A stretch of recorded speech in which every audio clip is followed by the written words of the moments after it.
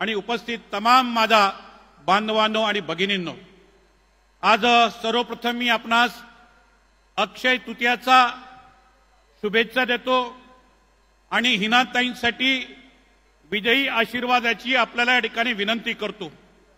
मित्रांनो, गेल्या 10 वर्षामध्ये मोदीजींच्या नेतृत्वाखाली आणि राज्यात शिंदे आणि माननीय देवेंद्रजींच्या नेतृत्वाखाली हिनाताईंनी अतिशय वेगवान या ठिकाणी विकास केला। वैयक्तिक लाभाच्या योजना असतील किंवा सार्वजनिक विकासाच्या योजना असतील, थेट शेवटचा माणसापर्यंत पोहोचवण्याच्या संदर्भातली या ठिकाणी भूमिका घेतली। हिनाताईंच्या बाबतीत या ठिकाणी मी सांगेल, या पुण्यकर्मीनं नंदुरबारच्या राजकीय इतिहासामध्ये दिल्लीच्या तख्त्यावर आपलं नाव लौकिक करण्याच्या संदर्भातली भूमिका घेतली आणि म्हणून आपल्याला हिनाताईंना तिसऱ्यांदाच खासदार करणं आणि विश्वगौरव प्रधानमंत्री मोदीजींना तिसऱ्यांदा प्रधानमंत्री करणं, यासाठी आपल्याला या अक्षय तृतीयेच्या निमित्तानं आपल्याला निर्धार या ठिकाणी करायचा आहे। मी आपल्याला माहिती करता सांगतो मित्रांनो की 2014 पूर्वीची परिस्थिती होती की आपल्या देशामध्ये आतंकवाद, दहशतवाद, फुटीरवाद आणि फुटीरवादी शक्तींना काँग्रेस सरकारकडनं या ठिकाणी सातत्यानं मदत केली जात होती। परंतु मोदीजींच्या नेतृत्वाखाली आपल्या देशामध्ये भ्रष्टाचाराचं उच्चाटन झालं, आतंकवादाचा खात्मा झाला आणि फुटीरवादी शक्तींना तुरुंगाची या ठिकाणी हवा खावी लागली। आपला देश भ्रष्टाचार मुक्त झाला। परंतु आता आपण जर पाहिलं मित्रांनो की काँग्रेसचा जाहीरनाम्यामध्ये काय म्हटलं आहे, काय म्हटलंय काँग्रेसच्या जाहीरनाम्यामध्ये की ज्यांच्याकडे व्यापक संपत्ती आहे, आमच्या आदिवासी बांधवांकडे चांदी असतं, अनेकांच्याकडे प्रॉपर्टी असते, शेती असते, ज्यांच्याकडे जास्त आहे त्यांच्याकडनं हिरावून घेऊन जिनके 12 बच्चे हैं उनको देने का नापाक इरादा काँग्रेस पार्टी का है। हे आपल्याला मान्य आहे का? मित्रांनो, जास्त बोलणार नाही, परंतु निश्चितपणे आपल्या देशामध्ये विश्वगौरव ऋषितुल्य नेतृत्व माननीय मोदीजींच्या नेतृत्वाखाली 2014 पासून आपला देश 2014 पूर्वी आर्थिकदृष्ट्या हा 10व्या क्रमांकावर होता, आता तो या ठिकाणी 5व्या क्रमांकावर आला आणि ज्यावेळेस मोदीजी तिसऱ्यांदा प्रधानमंत्री पदाची या ठिकाणी शपथ घेतील त्यावेळेस निश्चितपणे आपला देश आर्थिकदृष्ट्या हा 3ऱ्या क्रमांकावर गेल्याशिवाय राहणार नाही। राम मंदिराचा प्रश्न असेल किंवा 3 तलाक असेल किंवा काश्मीरचा प्रश्न असेल, माननीय मोदीजींनी या ठिकाणी सर्वकष प्रश्न देशहिताचे या ठिकाणी सोडवलाय। मोदीजी आहेत म्हणून आपला देश सुरक्षित आहे आणि मोदीजींच्या नेतृत्वाखाली आपला देश जागतिक स्तरावर विश्वगुरू करण्यासाठी सगळ्यांनी प्रयत्नाची पराकाष्ठ करा। मोदीजींना साथ द्या, विकसित भारताला साथ द्या, अशा प्रकारची मी आपल्याला विनंती करतो आणि माझे 2 शब्द या ठिकाणी थांबवतो। धन्यवाद। जय हिंद, जय महाराष्ट्र। बोला अब की बार, फिर एक बार, बार बार। धन्यवाद।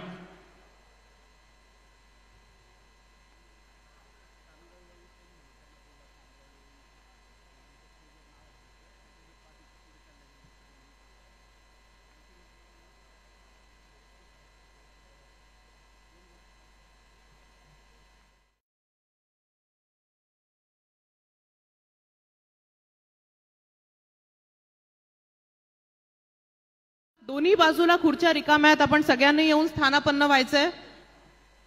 पुन्हा एकदा आपल्या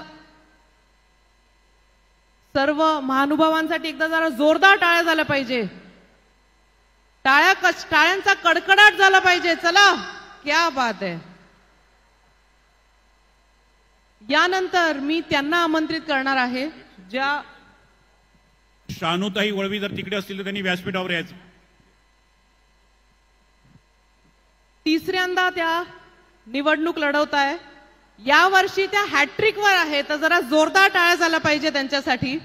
तुम्हाला माहिती आहे मी कोणाबद्दल बोलतेय आणि ही अतिशय आनंदाची गोष्ट आहे की तिसऱ्यांदा आपले पंतप्रधान माननीय श्री मोदीजी इथे त्यांच्यासाठी, त्यांना सपोर्ट करण्यासाठी आज इथे उपस्थित होणार आहे.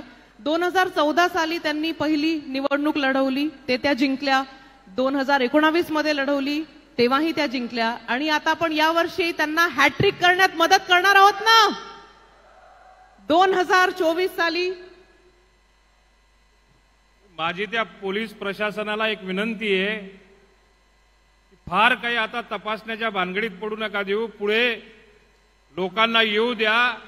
मोदी साहेबांना किंवा व्यासपीठावरच्या लोकांना या नंदुरबार जिल्ह्याकडनं कुठलाच धोका नाहीये. फार पोलीस प्रशासन आहे, तपासण्याच्या भानगडीत न पडू देता लोकांना पुढे येऊ द्या. धन्यवाद सर. तर मला सांगायला अगदी आवडेल की हिनाताई जेव्हा पहिल्यांदा निवडणूक लढत होत्या तेव्हा त्या MBBS पण करत होत्या आणि आज आपण बघतोय की तिसऱ्यांदा म्हणजे हॅट्रिकवर त्या आहेत. आणि मला अगदी माहिती आहे की यावर्षी पण हिनाताईच निवडून येणार आहेत. तर संसदीय कामकाजाच्या इतिहासामध्ये राष्ट्रपतींच्या अभिभाषणावर धन्यवाद प्रस्ताव मांडण्यासाठी कोणत्याही युवा खासदाराला भाजपाकडून संधी देण्यात आलेली नव्हती, परंतु खासदार डॉक्टर हिनाताई गावित यांना ती जबाबदारी पक्षाने सोपवली आणि ही अशी संधी देण्यात आलेल्या त्या महाराष्ट्रातल्या नव्हे तर देशातल्या पहिल्या खासदार ठरल्या. नंदुरबार लोकसभा मतदारसंघात डॉक्टर हिना गावित यांच्या रूपाने पहिल्यांदा महिला खासदार निवडून आल्या आणि महासंसद रत्न पुरस्काराने सन्मानित झालेल्या या खानदेशातल्या पहिल्या महिला खासदार आहेत. तर संसदेत सर्वाधिक प्रश्न मांडणाऱ्या तसंच आदिवासी समस्यांवर बोलणाऱ्या देशातल्या पहिल्या आणि एकमेव महिला खासदार आहेत. तर जरा टाळ्यांचा कडकडाट झाला पाहिजे. नंदुरबार बोलवतीये महासंसद रत्न डॉक्टर हिनाताई विजयकुमार गावित यांना.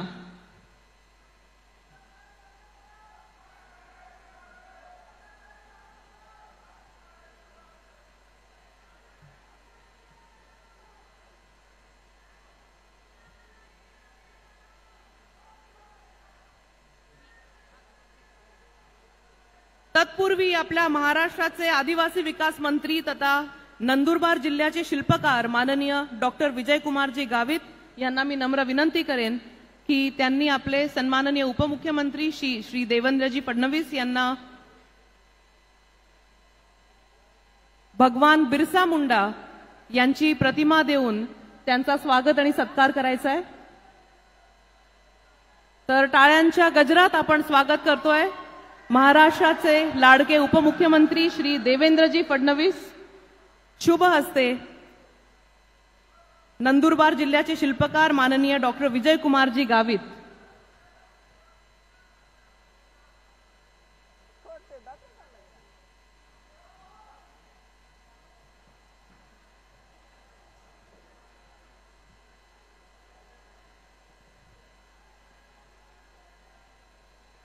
बोला भारत माता की, भारत माता की, वंदे वंदे.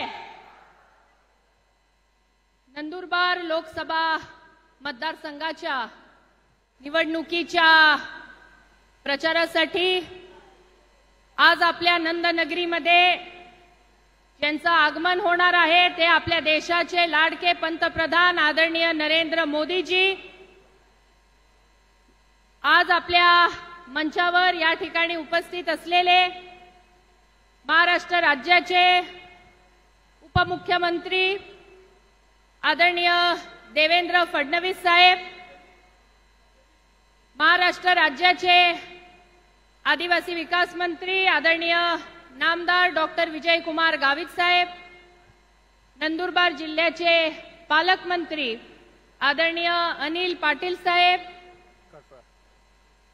मंचावर उपस्थित शिरपूर तालुक्याचे भाग्य विधाते आणि माजी शिक्षण मंत्री आदरणीय अमरीशभाई पटेलजी, मंचावर उपस्थित आमदार आदरणीय काशीराम दादा पावरा, आदरणीय आमदार राजेश दादा पाडवी, मंचावर उपस्थित माजी मंत्री ॲडव्होकेट पद्माकर वळवी साहेब, मंचावर उपस्थित जिल्हा परिषद अध्यक्षा डॉक्टर सुप्रियाताई गावित, मंचावर उपस्थित महायुतीचे सर्व पदाधिकारी, सर्व नेते, आजच्या या सभेसाठी उपस्थित असलेले नंदुरबार लोकसभा मतदारसंघातील सर्व ज्येष्ठ वडीलधारी माता, बंधू, भगिनी आणि पत्रकार बांधवांनो,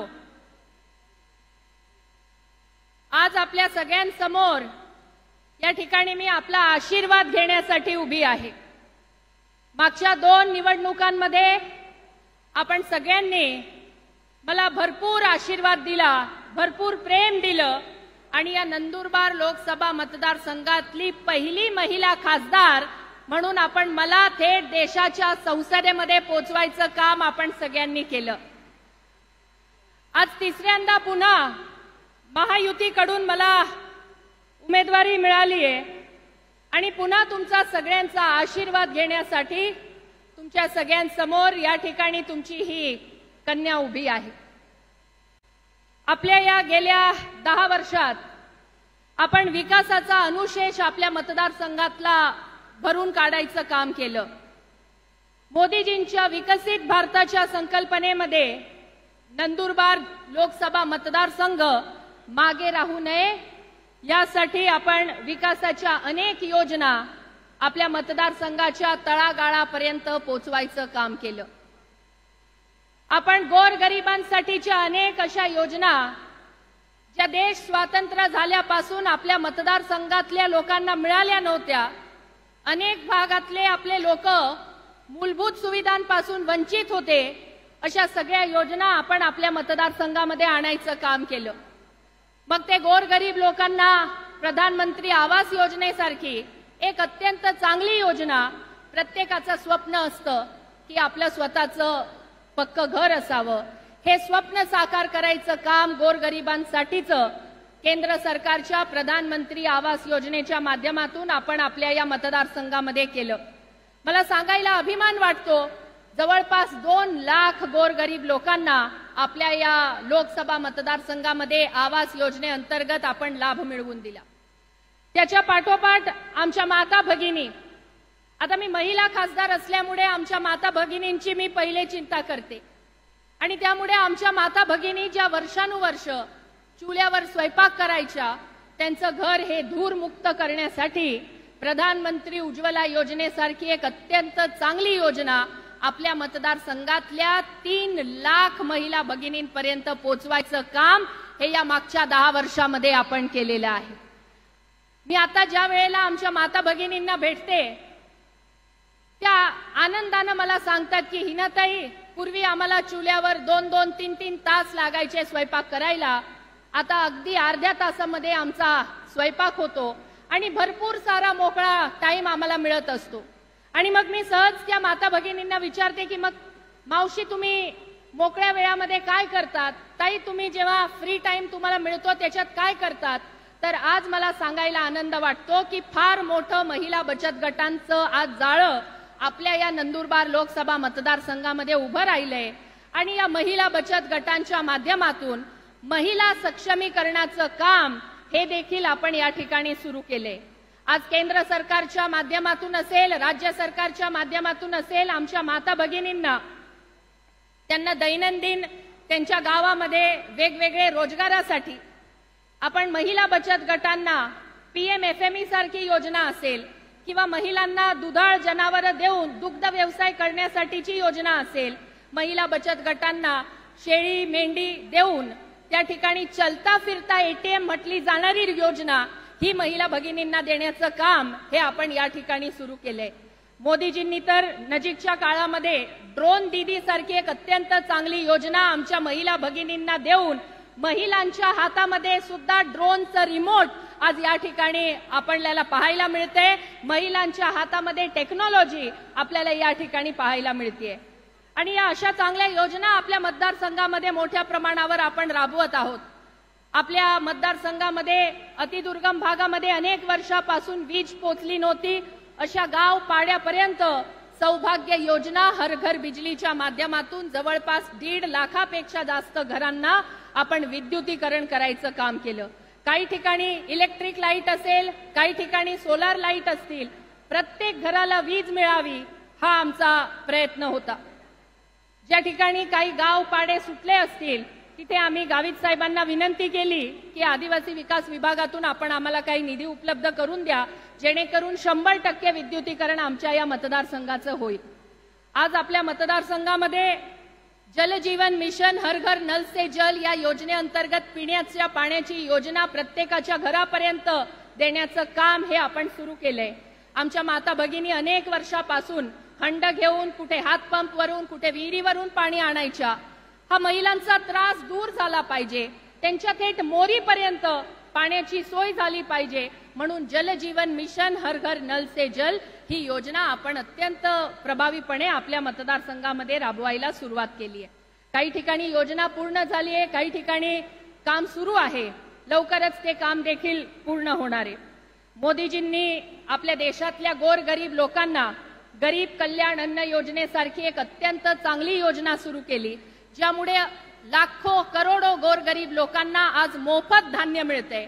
काँग्रेसचा काळ आठवा आपण, कधीच काँग्रेसच्या काळामध्ये अशा प्रकारे मोफत धान्य देण्याची योजना ही गोरगरिबांसाठी कधी भारत सरकारने सुरू केली नाही.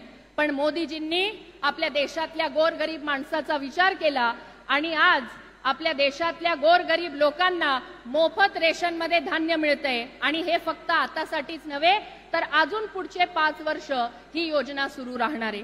तर अशा प्रकारे अनेक चांगल्या चांगल्या योजना आपल्या मतदारसंघामध्ये आपण आणायचं काम केलं. आज कनेक्टिव्हिटीवर सुद्धा आपण विशेष भर दिलाय. रोड कनेक्टिव्हिटी असेल, मोबाईल कनेक्टिव्हिटी असेल, यावर आपण मोठ्या प्रमाणावर काम केलं. आज प्रधानमंत्री ग्राम सडक योजनेअंतर्गत ग्रामीण भागातले, अतिदुर्गम भागातले रस्ते आपण करायला सुरुवात केली. नॅशनल हायवेच्या माध्यमातून आपल्याकडे अंकलेश्वर बऱ्हाणपूर रस्त्याला केंद्र सरकारने मंजुरी दिली, त्याचं काम लवकरच सुरू होणार आहे. शेवाळी, नंदुरबार, तळोदा, अंकलेश्वर या रस्त्याला मंजुरी दिली. शेवाळी नंदुरबारचं काम आता पूर्णत्वास आलेलं आहे. नंदुरबार तळोदा रस्त्याचं आता टेंडर निघालेलं आहे.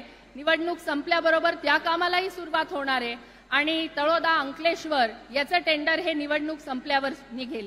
त्यामुळे हे रस्ते जे आपल्या अनेक वर्षापासूनची आपल्या भागाची मागणी होती, हे रस्ते खऱ्या अर्थानं आज नॅशनल हायवे म्हणून साकार होताना आपल्या डोळ्यासमोर आपल्याला पाहायला मिळते. आज आपल्या मतदारसंघामध्ये विसरवाडी, कोळदा, खेतिया रस्ता, जो विसरवाडीहून नंदुरबार, नंदुरबारहून शहादा आणि शहादाहून खेतिया मध्य प्रदेशला जाणारा हा रस्ता, हा देखील आपल्या नंदुरबार पासून तर खेतियापर्यंतचं काम पूर्ण झालंय आणि निवडणूक संपल्याबरोबर विसरवाडी ते नंदुरबार या रस्त्याचं देखील काम हे सुरू होणार आहे. त्यामुळे आपल्या मतदारसंघामधले जेवढे महत्वाचे रस्ते, धुळ्याहून दोंडाईच्या, दोंडाईच्याहून शहादा हा रस्ता देखील नॅशनल हायवे झालाय. अनेक महत्वाचे रस्ते आज या ठिकाणी आपल्याला तयार होताना पाहायला मिळत आहे. साक्रीहून पिंपळनेर या रस्त्याचंही या ठिकाणी आपल्याला जवळपास 150 पावणे 200 कोटी भारत सरकारने मंजूर करून दिले. त्याच्या कामाला निवडणूक संपल्याबरोबर सुरुवात होणार. महत्वाचे रस्ते जे आहे, जे अनेक वर्षापासून आपल्या भागाची मागणी होती, ते आज या ठिकाणी केंद्र सरकारने केवळ मंजूरच केले नाही तर त्या कामांनाही सुरुवात झालेली आहे. आपल्या मतदारसंघामध्ये आपण नेहमी नंदुरबार जिल्हा म्हटलं किंवा आदिवासी भाग म्हटलं तर आरोग्याच्या अनेक समस्या आपण ऐकत होतो. आज केंद्र सरकारने नंदुरबारला गव्हर्नमेंट मेडिकल कॉलेज 100 सीटचं आपल्याला मंजूर करून दिलं आणि त्यामुळे आज आपल्या या ठिकाणी मेडिकल कॉलेजचे 100 विद्यार्थ्यांचं दरवर्षी ऍडमिशन होते. आरोग्याच्या सोयी सुविधा आपल्याकडे वाढताय आणि एवढंच नव्हे तर महाराष्ट्रामध्ये पहिल्यांदा एम्स, जे देशातलं सगळ्यात मोठं हॉस्पिटल आहे, त्या एम्सच्या धर्तीवर एक 100 खाटाचं महिला आणि बालकांसाठीचं रुग्णालय हे देखील भारत सरकारने मंजूर करून दिले आणि त्याचं काम हे जवळपास आता पूर्ण होत आलंय. त्यामुळे आपल्या येणाऱ्या पुढच्या काळामध्ये माता मृत्यू असेल, बाल मृत्यू असेल, कुपोषणासारखे जे प्रश्न आहे, या प्रश्नांवर नक्कीच आपल्याला चांगला उपाय याच्या माध्यमातून होऊ शकेल असा माझा विश्वास आहे. आज आपण IPHS, जे इंडियन पब्लिक हेल्थ स्टँडर्ड, याच्या निकषानुसार आपल्याकडे प्राथमिक आरोग्य केंद्र असेल, उपकेंद्र असेल, ग्रामीण रुग्णालय असेल, हे सर्व दवाखाने आपण या ठिकाणी बनवून आपल्या मतदारसंघातली आरोग्य व्यवस्था ही अजून बळकट करायचं काम हे आपण या ठिकाणी करत आहोत. आज जवळपास आपल्या मतदारसंघामध्ये 326 मोबाईल टावर उभे करून ग्रामीण भागामध्ये आपण मोबाईल कनेक्टिव्हिटीचं काम केले. मला आठवतं 10 वर्षापूर्वी ज्या वेळेला मी पहिल्यांदा खासदार झाले होते, आपल्या या जिल्ह्यामध्ये फक्त 12 मोबाईलचे टावर होते. आज आपल्या लोकसभा मतदारसंघामध्ये 326 मोबाईलचे टावर झालेले आहे. आज गोरगरीब आदिवासीच्या खिशामध्ये सुद्धा आपल्याला मोबाईल फोन दिसतो आणि हे शक्य झालं फक्त आणि फक्त मोदीजींच्या पुढाकारामुळे. मोदीजींनी जी टेक्नॉलॉजी गाव पाड्यापर्यंत पोहोचवण्यासाठी जो प्रयत्न केला त्यामुळे आज आपल्या ग्रामीण भागामध्ये सुद्धा मोबाईल कनेक्टिव्हिटी ही मोठ्या प्रमाणावर वाढलेली दिसते आहे. आपल्या नंदुरबार शहर हे सुरत आणि भुसावल रेल्वे लाईनवर असलेलं शहर आहे आणि त्यामुळे रेल्वे सुद्धा आपल्या भागामध्ये रेल्वे दुहेरीकरणाचं काम हे मागच्या या 10 वर्षात आपण पूर्ण केलं. नंदुरबार मुंबईला जाणारी आपण एक रेल्वे मोदीजींकडे मागितली होती. मोदीजींनी आपल्याला 3 रेल्वे गाड्या आपल्या या मतदारसंघामधून मुंबईला जाण्यासाठी दिल्या आहे आणि या येणाऱ्या पुढच्या काळामध्ये आता आपल्याला पुण्याला जाणारी रेल्वे गाडी सुरू करायची आहे. नंदुरबारहून पुण्याला जाणारी ट्रेन ही आपल्याला सुरू करायची आहे आणि त्यासाठी आपल्या सगळ्यांचा आशीर्वाद आपण मला द्यावा अशी आपल्याला मी विनंती करते. आपल्या मतदारसंघामध्ये जे शेतकरी आहे या शेतकऱ्याला समृद्ध करण्यासाठी, त्याचं उत्पन्न दुप्पट करण्यासाठी आपल्या मतदारसंघामध्ये सिंचनाच्या अनेक सुविधा या आपल्याला या ठिकाणी करायच्या आहे. आज आपल्या महाराष्ट्राचे आदरणीय उपमुख्यमंत्री देवेंद्रजी आपल्या स्टेजवर आहे. मी त्यांचा आपल्या सगळ्यांच्या वतीनं आभार मानणार आहे. आमच्या तापी बुराई योजना जी मागच्या अनेक वर्षांपासून प्रलंबित होती त्या योजनेला त्यांनी सुधारित प्रशासकीय मान्यता देऊन आपल्याला मोठा निधी आपल्या या तापी बुराई योजनेसाठी उपलब्ध करून दिला आणि त्यामुळे आज आपला हा जो भाग आहे पूर्व भाग या ठिकाणी अनेक वर्षापासून दुष्काळी परिस्थिती असायची. आज खऱ्या अर्थानं त्या परिस्थितीवर आपण मात करू शकतो आणि सिंचनाच्या सुविधा आपल्या मतदारसंघातल्या पूर्ण 8च्या 8 तालुक्यांमध्ये वाढवण्याच्या दृष्टीनं आपला या ठिकाणी प्रयत्न सुरू आहे. मी आपल्या सगळ्यांना या ठिकाणी विनंती करणार आहे, आपल्या देशाला पुढे नेण्यासाठी, देशाचा विकास करण्यासाठी, देशाला अजून बळकट करण्यासाठी आपल्याला देशाच्या नेतृत्वामध्ये मोदीजींची गरज आहे. देशाचं पंतप्रधान म्हणून आपल्याला मोदीजींची गरज आहे. आपला देश पूर्वी 10वी अर्थव्यवस्था होता. मोदीजी पंतप्रधान झाले, मोदीजींनी 10व्यावरून 5वी जगातली सगळ्यात मोठी अर्थव्यवस्था भारताला बनवलं आणि आता मोदीजींची ज्या विकासाकडे वाटचाल सुरू आहे आपल्या देशाची अर्थव्यवस्था ही लवकरच 3ऱ्या नंबरवर पोहोचेल असा माझा विश्वास आहे. आपल्या सगळ्यांना या ठिकाणी आजच्या या सभेच्या निमित्तानं नक्कीच सांगू इच्छिते, एवढे सारे विकासाची कामं होत असताना काँग्रेस पक्षाकडून खोटा प्रचार आपल्या आदिवासी भागामध्ये केला जात आहे. काँग्रेस पक्षाकडे मुद्देच उरले नाही. एवढ्या वर्षामध्ये 60 वर्ष देशामध्ये त्यांच्याकडे सत्ता असताना कुठलेही विकासाचे कामं आदिवासी भागात या मतदारसंघात त्यांनी केले नाही आणि आज या ठिकाणी खोटा प्रचार ते करत आहे.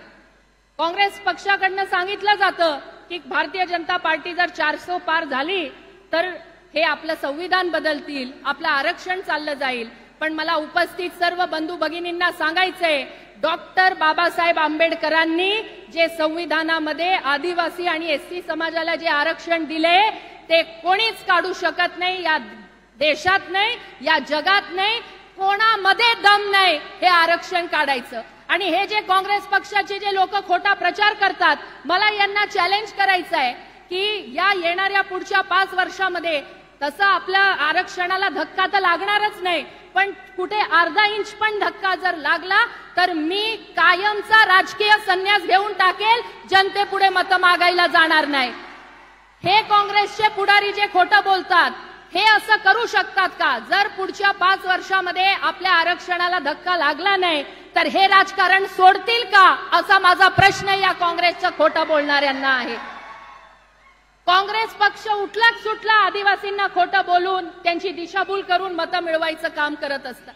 2019 मध्ये पण याच मुद्द्यावर त्यांनी प्रचार केला. आपण सगळ्यांनी माझ्यावर विश्वास दाखवला, मला मतदान केलं, मला या भागाची खासदार म्हणून निवडून दिलं. मोदीजी देशाचे पंतप्रधान झाले आणि मोदीजी देशाचे पंतप्रधान झाल्यानंतर देश आझाद झाल्यानंतर पहिल्यांदा 75 वर्ष देशाच्या आझादीला झाले पहिल्यांदा आपल्या देशाच्या सर्वोच्च पदावर, राष्ट्रपती पदावर एका आदिवासी परिवारातली महिला महामहिम द्रौपदी मुर्मू या देशाच्या राष्ट्रपती झाल्या. आणि हे फक्त आणि फक्त मोदीजींमुळे शक्य होऊ शकलं. एका गरीब आदिवासी परिवारातली महिला देशाच्या सर्वोच्च पदावर पोहोचते. आणि म्हणून आपल्या सगळ्यांना या ठिकाणी मला सांगायचंय, हे काँग्रेसचे लोक फक्त खोटं बोलतात आणि आपण यांच्या खोट्याकडे अजिबात लक्ष देऊ नका. खोट्या बोलणाऱ्यांना पूर्णपणे दुर्लक्ष करून आपल्याला आपल्या देशाला पुढे न्यायचंय. आपल्या नंदुरबार लोकसभेचा विकास करायचा आहे. आणि म्हणून येणाऱ्या 13 तारखेला आपण सगळ्यांनी कमळचं चिन्ह आपल्याला 3ऱ्या नंबरवर मशीनवर दिसेल. 3ऱ्या नंबरवर माझं नाव असेल, डॉक्टर हिना विजयकुमार गावित फोटो असेल आणि कमळाचं चिन्ह असेल. या कमळाच्या चिन्हासमोर बटन दाबून आपण प्रचंड मतांनी मला विजयी करा अशी आपल्या सगळ्यांना मी नम्र विनंती करते. आणि शेवटी आपल्याला एवढंच सांगेन, हमें रोकने की ताकत आप में कहा, हमें रोकने की ताकत आप में कहा. हमारे विकास करने के इरादे और हौसले बुलंद है. जिनके साथ मोदी जी का विजन है, राम लल्ला का आशीर्वाद है, वहां कमल खिलने से कोई आंधी और गांधी रोक नहीं सकता. क्योंकि कमल के साथ है नंदुरबार के मतदार, इसलिए नंदुरबार के साथ भाजपा करेगी 400 पार. धन्यवाद. जय हिंद, जय महाराष्ट्र, जय आदिवासी.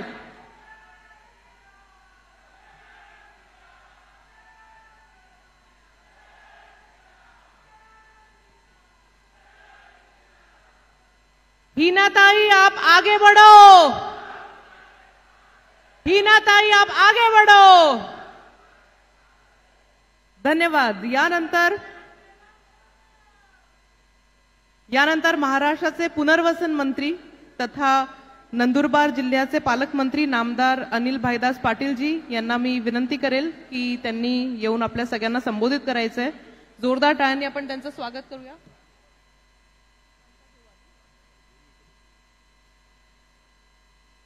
तत्पूर्वी आपले शिवसेनेचे विधान परिषद सदस्य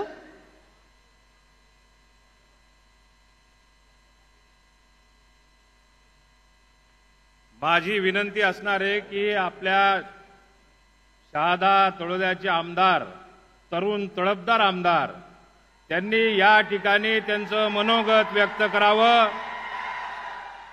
त्याच्यानंतर शिरपूरचे आमदार, माजी आमदार आदरणीय अमरीशभाई, भावी आमदार आदरणीय अमरीशभाई आणि कायमचे आमदार अमरीशभाई यांनी त्यांचं मनोगत व्यक्त करावं.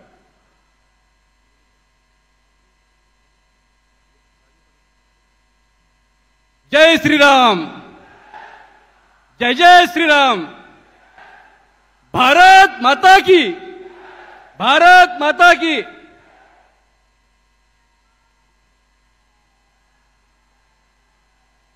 महायुतीच्या भारतीय जनता पक्षाच्या लोकप्रिय उमेदवार आदरणीय हिनाताई गावित यांच्या प्रचारानिमित्त आज या ठिकाणी मंचावर उपस्थित महाराष्ट्र राज्याचे उपमुख्यमंत्री, आमचे प्रेरणास्थान, आमचे गॉडफादर आदरणीय देवेंद्र फडणवीस साहेब, महाराष्ट्र राज्याचे आदिवासी विकास मंत्री आदरणीय नामदार डॉक्टर विजयकुमार गावित साहेब, माजी विधान परिषदेचे आमदार आदरणीय अमरीशभाई पटेल आणि आमचे पालकमंत्री आदरणीय अनिलजी पाटील साहेब, सर्व सन्माननीय मंच आणि उपस्थित माझे लोकसभा मतदारसंघातील सर्वच माता बंधू आणि भगिनींनो, आपण पाहिलं 2014 पूर्वीचा भारत आणि 2014 पूर्वीचा महाराष्ट्र, त्याच्या बदल आपण पाहतोय. ज्या टायमाला 2014ला देशाचे यशस्वी पंतप्रधान आदरणीय मोदी साहेबांनी त्या ठिकाणी पंतप्रधान पदाची शपथ घेतली आणि तेव्हापासून या आदिवासी भागामध्ये ज्या ज्या ठिकाणी दुर्गम भाग असेल, अतिदुर्गम भाग असेल, त्या ठिकाणी आपले आदिवासी बांधव त्या ठिकाणी कुटुंबासह उडाच्या आणि कच्च्या घरामध्ये राहत होते. परंतु देशाचे यशस्वी पंतप्रधान मोदी साहेबांनी संपूर्ण महाराष्ट्रामधल्या किंवा भारतामधल्या ज्या ज्या ठिकाणी आदिवासी लोकांच्या वस्त्या आहे, गावं आहेत, त्या ठिकाणी मोठ्या प्रमाणात प्रधानमंत्री आवास योजनेअंतर्गत त्यांनी त्या ठिकाणी घरकुलं दिली आणि घरकुलाच्या माध्यमातून आज आपण संपूर्ण महाराष्ट्रात बघा, संपूर्ण नंदुरबार जिल्ह्यात बघा, ज्या ज्या ठिकाणी जाल त्या ठिकाणी पक्के घरं गावामध्ये दिसत आहेत आणि त्या ठिकाणी मुख्यमंत्री योजना असेल, प्रधानमंत्री योजना असेल, या अंतर्गत रस्ते देखील सिमेंटचे दिसत आहेत, चौकामध्ये पेवर ब्लॉक दिसत आहेत. हे सर्व होऊ शकलं ज्या टायमाला मोदी साहेब या ठिकाणी पंतप्रधान झाले आणि महाराष्ट्रात देखील 2014ला देशाचे महाराष्ट्राचे यशस्वी मुख्यमंत्री आदरणीय देवेंद्र फडणवीस साहेबांनी त्या ठिकाणी मुख्यमंत्रीपदाची शपथ घेतली आणि त्यानंतर देखील जो आदिवासी भागातील दुर्गम भाग आहे त्या भागामध्ये त्या टायमाला मुख्यमंत्री सडक योजना नव्हती किंवा 5 किंवा 6 किलोमीटर फक्त त्या ठिकाणी मिळायची. ती आदरणीय देवेंद्र फडणवीस साहेबांनी त्या ठिकाणी 20 किलोमीटर, 30 किलोमीटर, 50 किलोमीटर पर्यंत केली आणि आत्ताच काही दिवसापूर्वीच ती 90 किलोमीटर पर्यंत दिलेली आहे. मला देखील 90 किलोमीटर सिमेंटचे रस्ते दिलेले आहेत, म्हणजे जेणेकरून आदिवासी भागामध्ये जो अतिदुर्गम भाग आहे, दुर्गम भाग आहे, त्या ठिकाणी आपलं कम्युनिकेशन कनेक्टिव्हिटी ही झाली पाहिजे. आदिवासी समाज हा मुख्य प्रवाहात आला पाहिजे, दळणवळण त्या ठिकाणी झालं पाहिजे. ह्या उद्देशाने त्यांनी मुख्यमंत्री सडक योजना मोठ्या प्रमाणात त्या ठिकाणी राबवली आणि आदिवासी भागामध्ये असेल, संपूर्ण महाराष्ट्रामध्ये असेल, जलयुक्त शिवार ही योजना मोठ्या प्रमाणात यशस्वी झाली. आपल्या गावागावाकडे देखील त्या ठिकाणी जलयुक्त शिवारामध्ये पाण्याची पातळी खाली गेलेली होती, ती त्या ठिकाणी वाढली आणि त्या ठिकाणी सुजलाम सुफलाम अशी आपल्याला शेती करता आली. अशा अनेक योजना फडणवीस साहेबांनी देखील राज्यातल्या त्या ठिकाणी 2014 ते 19 पर्यंत राबवल्या आणि त्यानंतर देखील आता आमचं 2.5 वर्षानंतर जे सरकार आलं आणि त्यात तर मोठ्या प्रमाणात त्यांनी आमूलाग्र बदल केले आणि आदिवासी भागामध्ये मोठ्या प्रमाणात योजना असतील, शेतकऱ्यांचे वनपट्टे असतील, शेतकऱ्यांच्या ठिकाणी विमा योजना असेल, इतर काही नुकसान भरपाई असेल, अवकाळी पाऊस असेल, वादळ असेल, याच्यात काही नुकसान झाले त्या ठिकाणी वनपट्ट्यांना देखील त्या ठिकाणी त्यांनी विमा योजना लागू केली आणि प्रत्येक शेतकऱ्यापर्यंत त्या ठिकाणी नुकसान भरपाई ही त्या ठिकाणी पोहोचली. म्हणून आपण सर्व मोदी साहेबांच्या केंद्राच्या योजना असतील, राज्याच्या फडणवीस साहेबांच्या आणि शिंदे साहेबांच्या योजना असतील, ह्या संपूर्ण योजना महाराष्ट्रामध्ये अतिशय गतीने, आपलं गतिमान सरकार अतिशय गतीने त्या ठिकाणी राबवल्या जात आहेत. विरोधकांकडे हा विकासाबद्दल बोलण्यासाठी शब्द नाही, त्यांच्याकडे मुद्दे नाही, म्हणून केवळ फक्त ते विकासाबद्दल बोलत नाही आणि फक्त आरक्षण काढलं जाईल, संविधान बदललं जाईल आणि समान नागरी कायदा लागू होऊन आदिवासींना त्या ठिकाणी हे केलं जाईल म्हणून एवढंच फक्त सांगतायत. तर त्या गोष्टींकडे आपण लक्ष न देता मी ह्या ठिकाणी खात्रीशीरपणे सांगू शकतो, मी अनेक सभांमध्ये देखील सांगितलं की मोदी साहेब आणि देशाचे यशस्वी पंतप्रधान मोदी साहेब आणि राज्याचे मुख्यमंत्री आणि उपमुख्यमंत्री महोदय हे कधीही आदिवासींचं आरक्षण जाऊ देणार नाही अशी मला खात्री आहे. आणि असं कधी झालं तर आम्ही आदिवासी जेवढे आमदार आहे, आणि मी तर पहिला आमदार असा असेल की महाराष्ट्रामध्ये जो पहिला राजीनामा देईल असं काय होत असेल त्या ठिकाणी, तर असं काय होणार नाही. म्हणून त्या गोष्टीकडे लक्ष द्यायचं नाही, त्या अपप्रचाराकडे लक्ष द्यायचं नाही. आणि येणाऱ्या 13 तारखेला जे काही मतदान होणार आहे त्या मतदानाच्या दिवशी आपल्या हिनाताई आहे, केंद्राच्या जे काही योजना आपल्याकडे राबवल्या गेल्या आहेत त्या हिनाताईंच्या माध्यमातून राबवल्या गेल्या आहेत. म्हणून आपण हिनाताईंना देखील मोठ्या मताधिक्याने निवडून द्यावं अशी विनंती करतो. येणाऱ्या 13 तारखेला मतदान आहे, त्या दिवशी कमळाच्या फुलासमोरील बटन दाबून हिनाताईंना प्रचंड बहुमताने निवडून द्यावं अशी सर्वांना विनंती करतो आणि थांबतो. जय हिंद, जय महाराष्ट्र, जय आदिवासी, जय भीम, जय श्रीराम.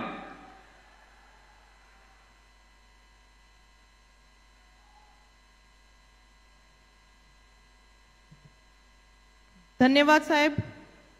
यानंतर संपूर्ण महाराष्ट्रातील आदिवासी बांधवांच्या जीवनात अमूलाग्र बदल घडवून आणणारे आणि त्यांच्यासोबतच त्यांच्या भावी पिढीला स्थिरस्थावर करणारे आणि अनेक सुविधा देऊन जीवनाची कायापालट करणारे असे आपले महाराष्ट्राचे आदिवासी विकास मंत्री तथा नंदुरबार जिल्ह्याचे शिल्पकार माननीय डॉक्टर विजयकुमारजी गावित यांचं जोरदार टाळ्यांनी आपण स्वागत करूया आणि त्यांना मी विनंती करेन की त्यांनी आपण सगळ्यांना संबोधित करावे.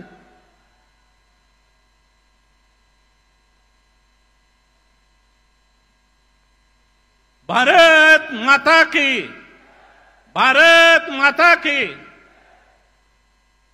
नंदुरबार लोकसभा मतदारसंघाच्या लोकप्रिय उमेदवार सन्माननीय डॉक्टर हिनाताई गावित यांच्या प्रचाराच्या निमित्तानं या ठिकाणी मंचावर उपस्थित असलेले आपल्या राज्याचे लोकप्रिय उपमुख्यमंत्री आदरणीय देवेंद्र फडणवीस साहेब, मंचावर उपस्थित आपले पालकमंत्री सन्माननीय अनिल पाटीलजी, सन्माननीय अमरीश भाई, सन्माननीय आपले काशीनाथ पावरा साहेब, सन्माननीय पाडवी साहेब, त्याचबरोबर या ठिकाणी मंचावर उपस्थित माजी मंत्री सन्माननीय पद्माकर वळवी, सन्माननीय आपल्या खासदारच्या उमेदवार डॉक्टर हिनाताई गावित, जिल्हा परिषदेच्या अध्यक्षा सन्माननीय डॉक्टर सुप्रियाताई गावित, त्याचबरोबर या ठिकाणी मंचावर उपस्थित सर्व मान्यवर आणि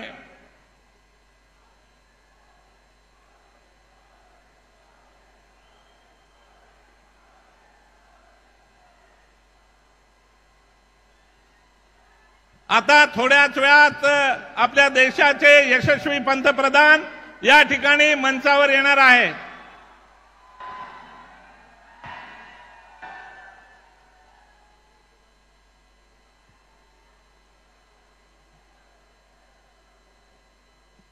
मोदी साहेब थोड्याच वेळात मंचावर येणार आहे, तरी आपण सर्वांनी बसून घ्यावे।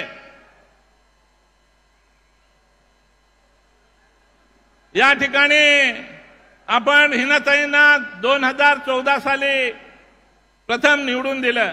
हिनाताई निवडून आल्यानंतर लोकसभेमध्ये आपल्या लोकसभा क्षेत्राचे विविध प्रश्न हिनाताईंनी मांडायला सुरुवात केली। मग ते या ठिकाणी प्रत्येक घरामध्ये वीज द्यायचा प्रश्न असेल,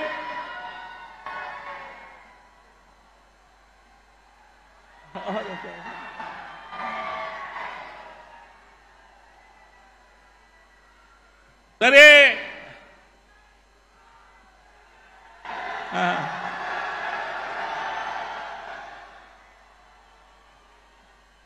आपले लोकप्रिय मुख्यमंत्री आता या ठिकाणी मंचावर आलेले आहे। त्यांचे जोरात टाळ वाजवून स्वागत करायचं आहे। तरी आपण या ठिकाणी 13 तारखेला मतदान आहे आणि हिनाताईंचं नाव मतपत्रिकेवर 3 नंबरवर आहे। तरी हिनाताईंना कमळाच्या समोर बटन दाबून प्रचंड मताने विजय करा, ही आपल्याला नम्र विनंती करतो। जय हिंद, जय महाराष्ट्र, जय आदिवासी।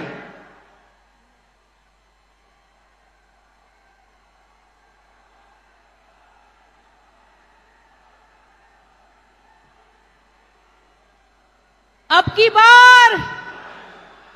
की बार यानंतर आपल्या सगळ्यांचे लाडके उपमुख्यमंत्री माननीय श्री देवेंद्रजी फडणवीस यांना मी विनंती करेन की आपण सगळ्यांचं मार्गदर्शन करायचंय। जोरदार टाळ्यांनी स्वागत करूया श्री देवेंद्रजी फडणवीस यांचं।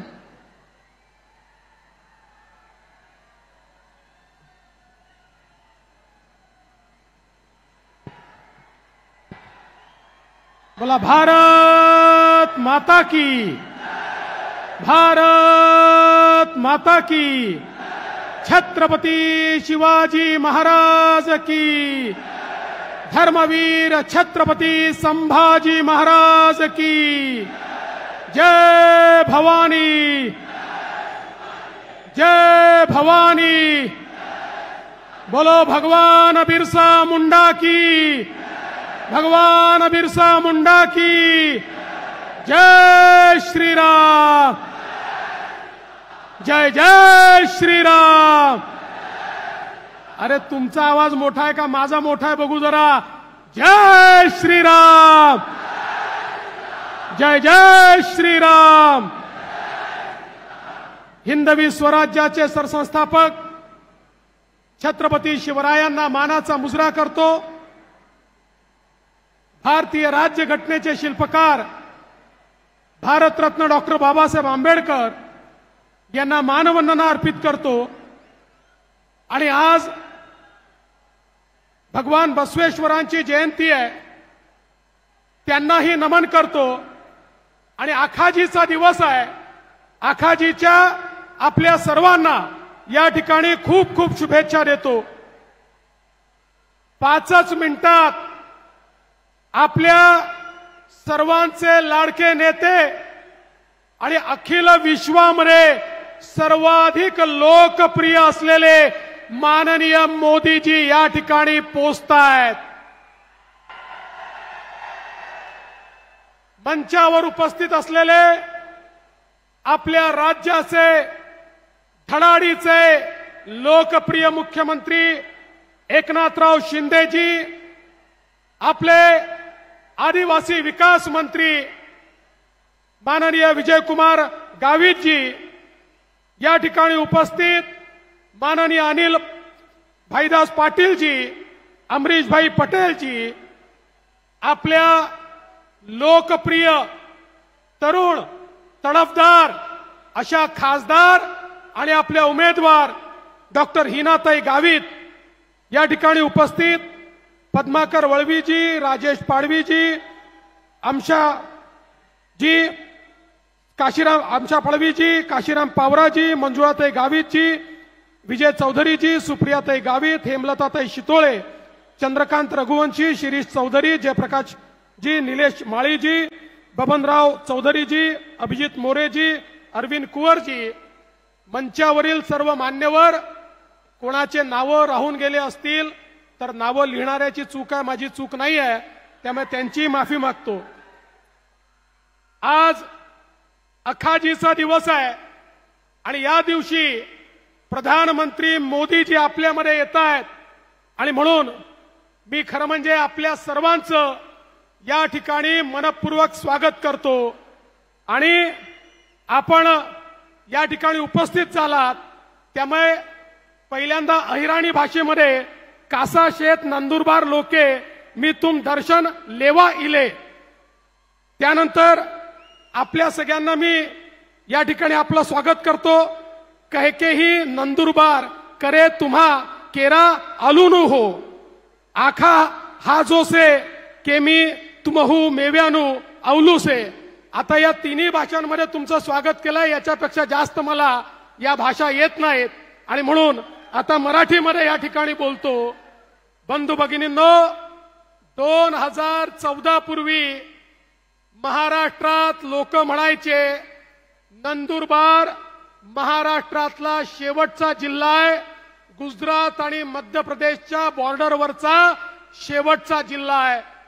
मात्र 14 साली मोदीजी देशाचे प्रधानमंत्री झाले आणि मोदीजींनी सांगितलं हा शेवटचा जिल्हा नाही, हा महाराष्ट्रातला पहिला जिल्हा आहे।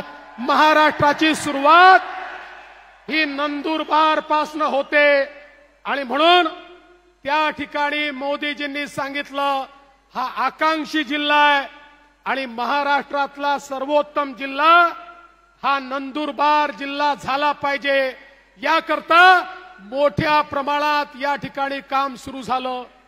आमच्या हिनाताईंना 2014 साली तुम्ही निवडून दिलं, 2019 मध्ये निवडून दिलं। बंधू भगिनींनो, मला विश्वास आहे 10 वर्षामध्ये मोदीजींनी परिवर्तन केलंय, ते परिवर्तन पाहिल्यानंतर यावेळी हिनाताईंना तुम्ही रेकॉर्ड मताने या ठिकाणी निवडून द्याल आणि हिनाताईंची तर हॅट्रिक होईलच, पण मोदीजींची देखील प्रधानमंत्री म्हणून हॅट्रिक या नंदुरबार जिल्ह्याच्या आशीर्वादानं होईल, हा विश्वास मला या ठिकाणी आहे। जसं जसं निवडणूक जवळ येते काँग्रेसचे पोपट मिठू मिठू बोलू लागतात। 14लाही बोलले, 19लाही बोलले आणि 24ची निवडणूक आल्याबरोबर काँग्रेसचे मिठू बोलायला लागले की आता मोदीजी निवडून आले तर देशाचं संविधान बदलणार। माझा तुम्हाला सवाल आहे, 14ला हिनाताई आल्या, मोदीजींजवळ पूर्ण बहुमत होतं, मोदीजींनी संविधान मजबूत केलं। 19ला हिनाताई आल्या, मोदीजींजवळ पूर्ण बहुमत होतं, अरे मोदीजींनी केवळ संविधान मजबूत केलं नाही तर संपूर्ण देशामध्ये जम्मू काश्मीर सहित मोदीजींनी भारताचं संविधान लागू केलं। आणि मोदीजी त्या व्यक्तीचं नाव आहे जे म्हणतात भारतरत्न डॉक्टर बाबासाहेब आंबेडकरांचं संविधान होतं, म्हणून चहावाल्याचा मुलगा, एक गरीबाचा मुलगा देशाचा प्रधानमंत्री झाला. मोदींनी सांगितलंय जोपर्यंत चंद्र आणि सूर्य आहे तोपर्यंत भारताच्या संविधानाला कोणी हात लावू शकत नाही. आणि म्हणून बंधू भगिनींनो, या काँग्रेसच्या पोपटांजवळ आता बोलायलाच काही उरलं नाही. लोक त्यांना विचारतात की या ठिकाणी इतके वर्ष तुम्हाला निवडून देत होतो, सांगा तुम्ही काय केलं. आणि 10 वर्षामध्ये मोदीजींनी केलेलं परिवर्तन हे आपल्याला या ठिकाणी पाहायला मिळत आहे. 5 मिनिटात मोदीजी पोहोचणार आहेत. मी फार वेळ आपला घेणार नाही आहे, पण आपल्याला या ठिकाणी निश्चितपणे सांगू इच्छितो की माझ्याकडे या ठिकाणी आपल्याला कल्पना आहे की इरिगेशनचा विभाग आहे आणि मला अतिशय आनंद वाटतो की आपली सगळ्यात महत्त्वाची योजना तापी बुराईची योजना, ज्या योजनेमुळे या नंदुरबार तालुक्याचं चित्र बदलणार आहे, त्याला आपण मान्यता दिली. 800 कोटी रुपये दिले आणि निश्चितपणे तुम्हाला सांगतो येत्या काळामध्ये तापी बुराईच्या योजनेचं काम हे आपण निश्चितपणे पूर्ण करू. तापी नर्मदा वळण बंधारा ज्याच्यामुळे मोठ्या प्रमाणात या जिल्ह्यामध्ये सिंचन होणार आहे, त्याचंही काम या ठिकाणी पूर्ण करण्याचा मी या संकल्प घेतो. आणि एवढंच नाही तर उकाईचं जे बॅकवॉटर आहे, उकाईच्या बॅकवॉटरच्या माध्यमातून मोठ्या प्रमाणात या नंदुरबार जिल्ह्यामध्ये आपल्याला सिंचन करता येणार आहे.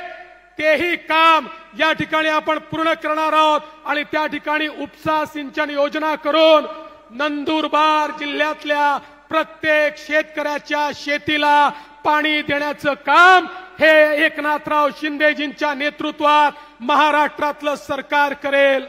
हे आम्ही का करू शकतोय? कारण आमच्या पाठीशी मोदीजी आहेत. मोदीजी या ठिकाणी आले आहेत. मोदीजी आगे बढ़ो.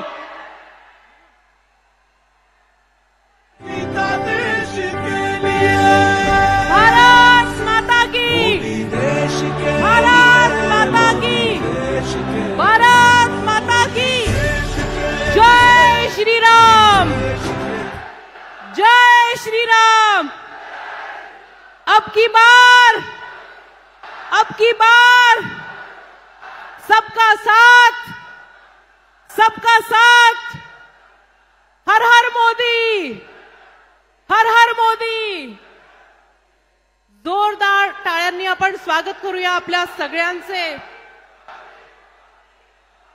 लाडके पंतप्रधान माननीय श्री मोदीजी,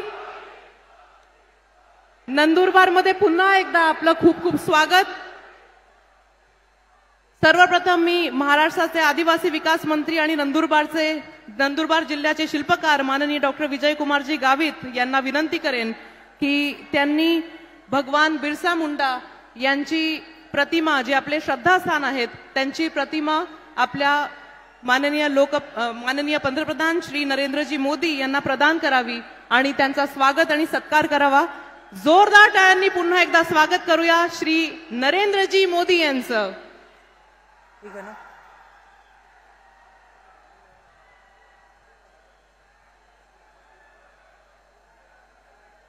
जय श्रीराम, जय श्रीराम. अब की बार यानंतर आपल्या महासांसद रत्न डॉक्टर हिनाताई विजयकुमार गावित यांना मी विनंती करते की समस्त आदिवासी बांधवाचे प्रेरणास्थान एकलव्य यांची प्रतिमा भेट देऊन आपण मोदीजींचं इथे स्वागत आणि सत्कार करूया.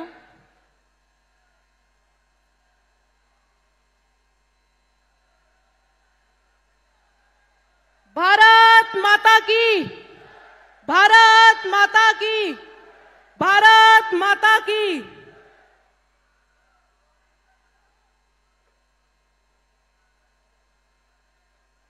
यानंतर भाजपचे महामंत्री माननीय विजय भाऊजी चौधरी यांना मी विनंती करते की त्यांनी मानाची पगडी आणि पट्टा श्री मोदीजी यांना प्रदान करावा. आणि पालकमंत्री श्री अनिलजी पाटील यांनी स्वामी विवेकानंदांची प्रतिमा त्यांना प्रदान करावी। जय मातरम। अब की बार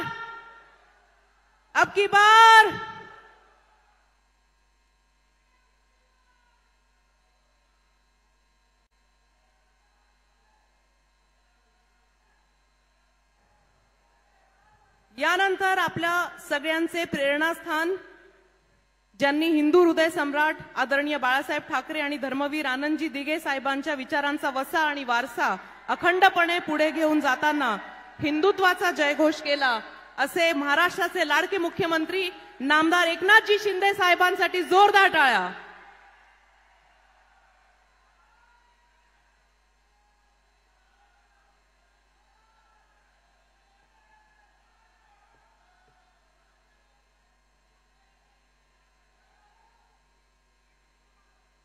मना बट्टा खानदेशना भाऊ बहिणीसले आकाशजींना हार्दिक शुभेच्छा।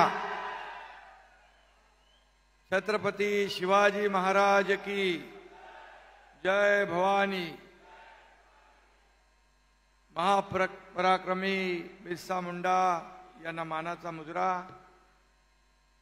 आपले विश्वनेते लोकप्रिय आणि यशस्वी प्रधानमंत्री परम आदरणीय नरेंद्र मोदीजी यांचं मी नंदुरबार या पावनभूमीत आपल्या सगळ्यांच्या वतीने मनापासून स्वागत करतो, मनापासून त्यांना धन्यवाद देतो। आजच्या या महायुतीच्या जाहीर सभेला उपस्थित आमचे लोकप्रिय उपमुख्यमंत्री देवेंद्र फडणवीसजी, पालकमंत्री गावित, दुसरे आमचे मंत्री पाटील, व्यासपीठावरील सर्व सन्माननीय मान्यवर आणि प्रचंड मतात एवढ्या बहुसंख्येने आपण भर उन्हात उपस्थित झालात, ते आपले सर्व बांधव भगिनी पत्रकार मित्रांनो, खरं म्हणजे रस्त्याला आणखी एवढी प्रचंड रांग आहे गाड्यांची आणि माणसांची की त्यांना यायला इथे म्हणजे सगळे रस्ते माणसांनी फुललेले आहेत। आणि आदरणीय प्रधानमंत्री मोदीजींच्या सभेला असा सगळा जनसमुदाय लोटतो, जनसागर लोटतो। खरं म्हणजे अशी लोकप्रियता कुणाला लाभली आहे का बाबा? देशात नाही तर जगामध्ये सगळ्यात लोकप्रिय माणूस कोण आहे व्यक्ती? त्यांचं नाव आहे नरेंद्र मोदीजी। आणि याचा आपल्याला अभिमान आहे, आपल्याला गौरव आहे। तर म्हणजे अक्षय तृतीच्या शुभ मुहूर्तावर मोदीजी इथे आलेत, त्यामुळे 4 जूनला डॉक्टर हिना गावित यांच्या विजयाची शुभवार्ता पक्की झालेली आहे। नंदुरबारच्या जनतेने ठरवलंय डॉक्टर हिना गावित गेल्या पाहिजे दिल्लीत आणि पाडवी राहिले पाहिजे गल्लीत। बरोबर आहे ना? आणि देशातल्या जनतेचा एकच निर्धार आहे, अब की बार फिर एक बार। मोदीजी अपने आदरणीय प्रधानमंत्री, लोकप्रिय प्रधानमंत्री, मैं आपको बताना चाहता हूं, ये हमारे नंदुरबार की जनता अपनी संस्कृति, अपना धर्म, अपना कर्म के लिए बहुत सजग और जागरूक रहते हैं। वे विकास भी चाहते हैं, लेकिन जल, जंगल और जमीन को सुरक्षित भी रखना चाहते हैं, और ये उनकी पहचान है। मोदीजींनाही आदिवासी बांधवांच्या भावना बरोबर कळतात। मला आठवतं मोदीजी म्हणाले होते, आदिवासी समाज के उत्थान, गौरव और सम्मान के लिए मैं समर्पित हूँ। मेरे लिए आदिवासी सिर्फ वोट बैंक नहीं बल्कि देश का गौरव है, असं आपल्या आदिवासी समाजाच्या बाबतीमध्ये मोदीजींचं मत आहे। त्यामुळे देशात प्रधानमंत्री जनजातीय आदिवासी न्याय महाअभियान सुरू केलं. 50-60 वर्षात कुपोषण गरिबी हटवण्यासाठी काँग्रेसने काय केलंय आपल्याला माहीत आहे. परंतु त्याने आदिवासी जमिनीचा कुठलाही प्रश्न सोडवला नाही. त्याचबरोबर मोदीजींनी वनसंपदा कायद्यामध्ये बदल करून आदिवासींना त्यांचा हक्क मिळवून देण्याचं काम मोदीजींनी आपलं केलं आहे. त्यामुळे 50-60 वर्षात जे झालं नाही ते 10 वर्षात या ठिकाणी केलेलं आहे. आणि म्हणून पंतप्रधान आवास योजनेतून आदिवासींना आता घरं मिळू लागली. गावात माता भगिनींना घरात शौचालय मिळू लागली. 80 कोटी गरिबांना मोफत राशन मिळालं. घरात गॅस मिळाला. आदिवासी महिला या देशाच्या सर्वोच्चपदी राष्ट्रपदी आज आदिवासी समाजाच्या महिला आपल्या भगिनी द्रौपदी मुर्मू मॅडम आहेत. आदिवासी कल्याणाचा ध्यास घेतलेल्या मोदीजींमुळेच हे सगळं शक्य झालेलं आहे. आणि म्हणून आपलं मत कोणाला? आपलं मत ज्याने आपल्या समाजाचा उद्धार केला त्या मोदीजींनाच दिलं पाहिजे. आणि मग हिना गावी त्यांना मत म्हणजे मोदीजींना मत. आणि म्हणून हिनाताईंना मत देऊन आपण मोदीजींचे हात बळकट करायचे. 2014-2019 देखील असेच आरोप केले. पण काय झालं?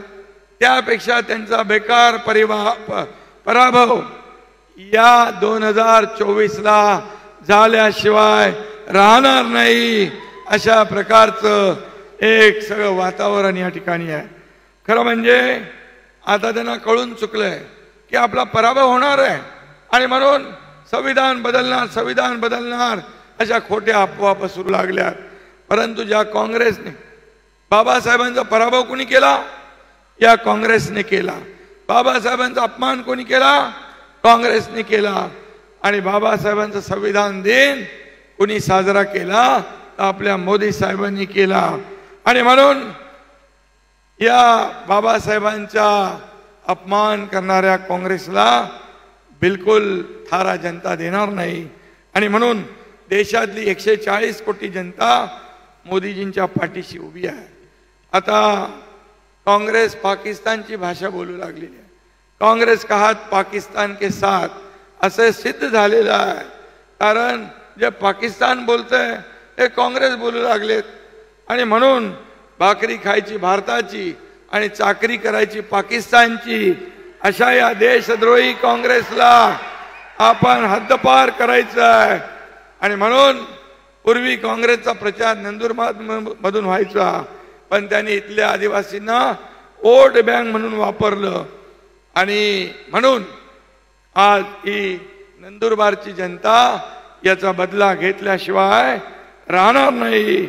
आणि आता मोदीजी जी काही लहर आता दिसते, आपको लहर दिख रही है, वो धीरे धीरे और बढ़ रही है. और ये आंधी बनकर आएगी. 4 जून को उस आंधी में कांग्रेस और इंडिया लाइन सबाचट हो जाएगी. आणि मोदीजी प्रधानमंत्री पदाची हॅट्रिक करणार आणि हिनाताई देखील पुन्हा निवडून येणार. गेल्या 10 वर्षात हिनाताईंनी केलेलं काम, विकास कामं इथल्या जनतेसमोर आहेत. आणि म्हणून गेल्या 10 वर्षात मोदीजींनी केलं काम, केंद्र सरकारने केलेलं काम आपल्या समोर आहे. आपल्या राज्य सरकारने 2 वर्षात केलेलं काम आपल्या समोर आहे. आणि म्हणून आपल्या महाराष्ट्रातली जनता शून्य आहे, कामाला महत्व देईल. आणि म्हणून मी आपल्याला एवढंच सांगतो की आज या नंदुरबार मधल्या जनतेला माझी विनंती आहे की ज्यांनी 2014 मोदीजींना आरोप केले त्यांचा सुपडा साफ झाला. 2019 आरोप केले तेव्हा जास्ती जनता जवळ आली. आता 2024 पण ते आरोप करतायत. यांना आता काय दाखवणार जनता? त्यांचा कायमचा घरचा रस्ता दाखवून देईल आणि मोदीजींना पुन्हा या देशाचं प्रधानमंत्री करतील. मी एवढंच सांगतो, आपल्या सरकारने आदिवासी आश्रमशाळा, विद्यार्थ्यांना PhD साठी फेलोशिप, 1.5 लाखापेक्षा जास्त विद्यार्थ्यांना 10वी नंतर स्कॉलरशिप, 2 लाखापेक्षा जास्त वन हक्क दावे आपण मान्य केलेत. कुपोषण निर्मूलनासाठी टास्क फोर्स तयार केलाय.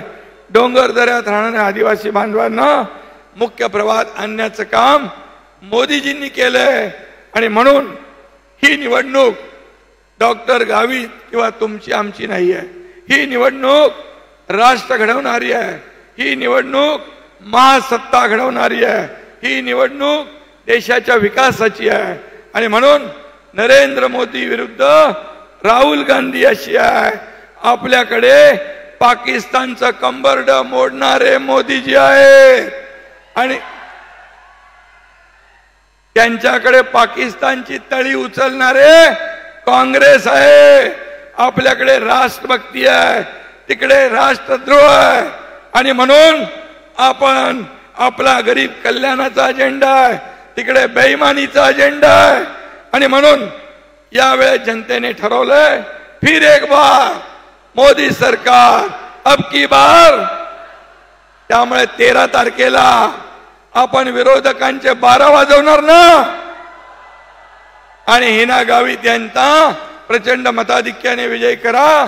त्यांच्या निशाणी कमळासमोरचं बटन दाबा आणि हिना ताईला प्रचंड मताधिक्याने विजयी करा.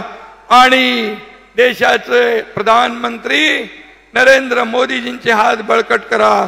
धन्यवाद. जय हिंद, जय महाराष्ट्र.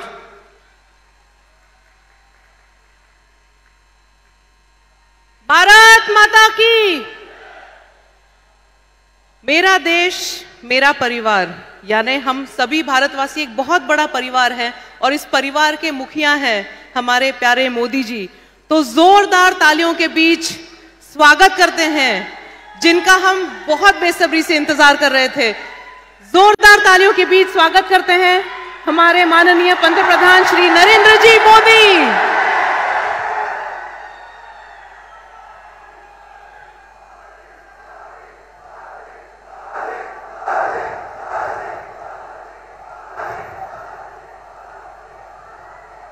जोहार. नंदुरबार मधील माझ्या सर्व भावांना आणि बहिणांना माझा नमस्कार.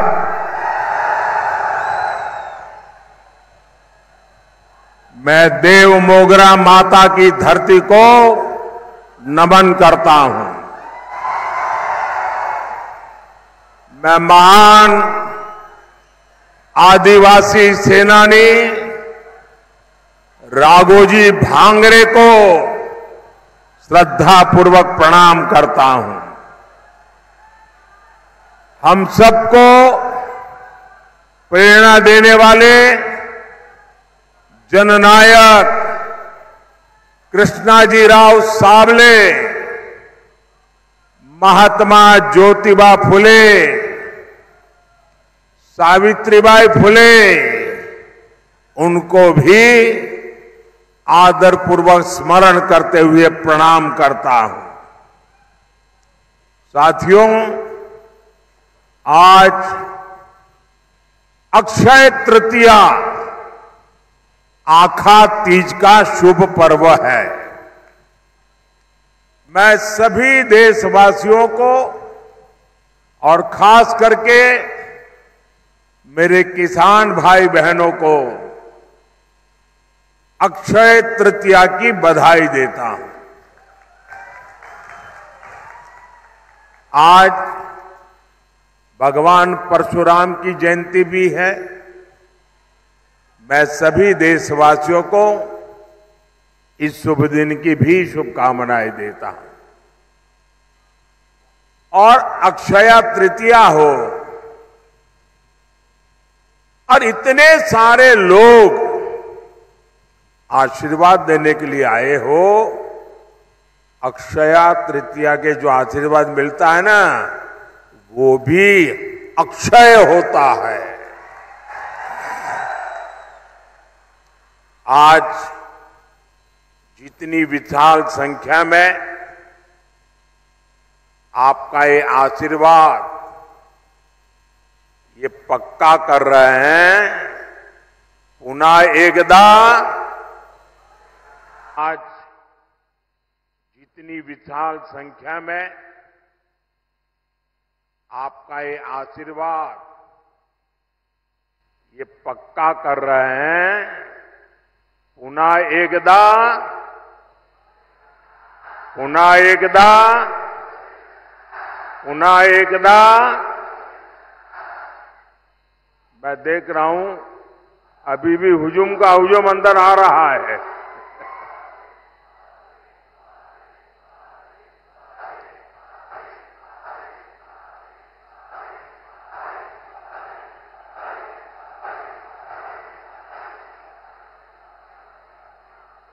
साथियों, यहां नंदुरबार और गुजरात के बीच कोई दूरी नहीं है। और पहले भी मेरा खूब यहां आना जाना होता था, और नंदुरबार आए और चौधरी की चाय न पिए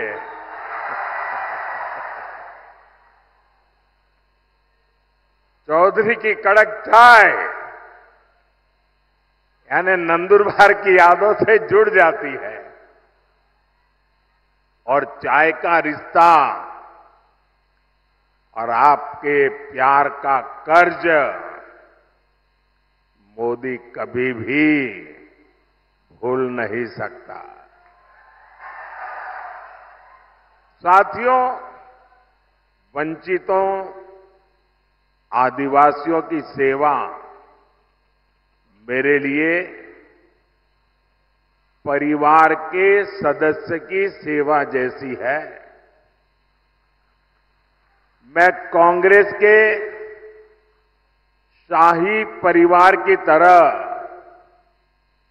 बड़े घराने से नहीं निकला हूं। मैं तो गरीबी में ही बड़ा हुआ हूं। मुझे पता है यहां आपने कितनी तकलीफ उठाई है। हमारे आदिवासी भाई बहन यहां काफी ऊंचाई पर भी रहते हैं। पानी के लिए कैसे आपको उतरकर नीचे आना पड़ता था, तब पानी मिलता था, ये माताएं बहनों को सबको मालूम है। आपके जीवन में भी मुश्किलों का पहाड़ था। कितने ही आदिवासी परिवारों के पास पक्का घर नहीं था। आजादी के 60 साल बाद भी गांवों में बिजली नहीं पहुंची थी, और इसलिए मोदी ने संकल्प लिया था हर गरीब को घर, हर आदिवासी को घर, हर आदिवासी के घर में पानी, हर परिवार को पानी की सुविधा। दूर सुदूर जंगलों में भी गांव क्यों न हो, हर गांव में बिजली। साथियों, हमने नंदुरबार के करीब 1.25 लाख, देखिए आजादी के 70 साल के बाद मैं कह रहा हूं, करीब 1.25 लाख गरीबों को हमने पीएम आवास पक्का घर दिया सिर्फ नंदुरबार में। और मेरा एक काम है, मैं करोगे आप लोग? मेरा एक काम करोगे? ये मेरा दिली काम है, करोगे? माताएं बहनें करेगी? ये जो पीछे लोग खड़े हैं वो करेंगे? हाथ ऊपर करके बताओ, करेंगे तो मैं बताऊं करेंगे। अच्छा, मेरा एक काम करना, इन दिनों आप चुनाव के लिए जब भी गांव में जाए, मोहल्ले में जाए, और अगर आपके ध्यान में आए कि भाई ये 2 परिवार है, उनको अभी गैस का कनेक्शन नहीं मिला है, ये 2 परिवार रह गए हैं, उनको नल से जल नहीं मिला है, अभी 4 परिवार रह गए हैं, वो तो अभी कच्ची झोपड़ी में रहते हैं, उनको पक्का घर नहीं मिला है। आप उनका नाम पता लिख लीजिए और मुझे भेज दीजिए, और मेरी तरफ से उनको गारंटी दे देना कि मोदी आए थे, मोदी ने कहा है तीसरे टर्म में मैं 3 करोड़ और घर बनाने वाला हूं, आपको पक्का घर मिलेगा। तो ये बता देंगे, देखिए आप ही मेरे मोदी है, तो करेंगे। देखिए हमने घर दिया मतलब 4 दीवारें दी ऐसा नहीं है, हमने घर के साथ बिजली, पानी, गैस कनेक्शन भी दिया। एनडीए सरकार ने महाराष्ट्र के 20,000 से अधिक गांवों में हर घर जल पहुंचाया है। मैं शिंदे जी, देवेंद्र जी को बधाई देता हूं, आपने मेरे हाथ मजबूत कर दिए। इसमें नंदुरबार के 111 गांव जो कठिन एरिया था वो भी शामिल है, और अभी तो ये ट्रेलर है।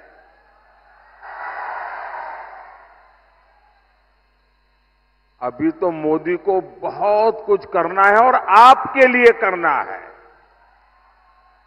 साथियों, एक तरफ भाजपा के ये प्रयास है और दूसरी तरफ एक कांग्रेस है। कांग्रेस ने आदिवासी भाई बहनों की कभी परवाह नहीं की। आदिवासी इलाकों में सिकल सेल एनीमिया एक बड़ा खतरा रहा है, लेकिन कांग्रेस ने इस बीमारी की तरफ उतना ध्यान ही नहीं दिया।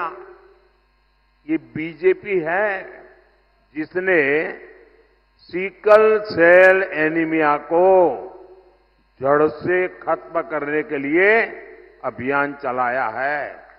और मेरी माताएं, बहनें, नौजवान, ये जो सिकल सेल एनीमिया के लिए मैं काम कर रहा हूं ना, वो चुनाव के लिए नहीं कर रहा हूं। आने वाली आपकी अनेकों पीढ़ियों के लिए मैं लगा हुआ हूं, ताकि उनको वो ऐसी बीमारी ना आए। कोई गरीब कुपोषण का शिकार ना हो, हमने इसकी भी चिंता की। आज नंदुरबार से के 12 लाख से ज्यादा लोगों को मुफ्त राशन मिल रहा है। साथियों, कांग्रेस जानती है कि वो विकास में मोदी का मुकाबला कर ही नहीं सकते, और इसलिए वो इस चुनाव में झूठ की फैक्ट्री खोल के बैठ गए हैं, झूठ फैलाकर वोट लेना चाहते हैं।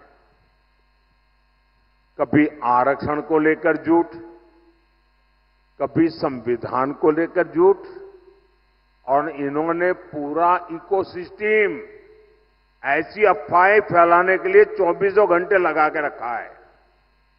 साथियों, आरक्षण पर कांग्रेस का हाल चोर मचाए शोर, ये चोर मचाए शोर वाला है। धर्म के आधार पर आरक्षण बाबा साहब के सिद्धांतों के खिलाफ है, बाबा साहब की भावना के खिलाफ है। संविधान निर्माताओं ने जो संविधान बनाया उसकी पीठ में छुरा भोंकने वाला ये माफ न कर सके ऐसा पाप है। लेकिन कांग्रेस पार्टी का एजेंडा है दलित, पिछड़े, आदिवासी इनका आरक्षण छीन करके माइनॉरिटी के नाम पर अपने वोट बैंक को दे देना। और मैं ऐसे हवा में नहीं कह रहा हूं, मेरे पास मजबूत उदाहरण है। और इसलिए मेरे भाई बहन, आप घर घर हर एक आदिवासी परिवार को समझाइए। और मेरे आदिवासी समाज के पढ़े लिखे लोग हैं, उनको भी मैं करबद्ध प्रार्थना करता हूं कि आप समाज को जगाइए। ये कितना बड़ा संकट कांग्रेस वाले लेकर के आए हैं। अब उन्होंने क्या किया, कर्नाटका में धर्म के आधार पर आरक्षण देने की दिशा में बहुत बड़ा कदम उठाया।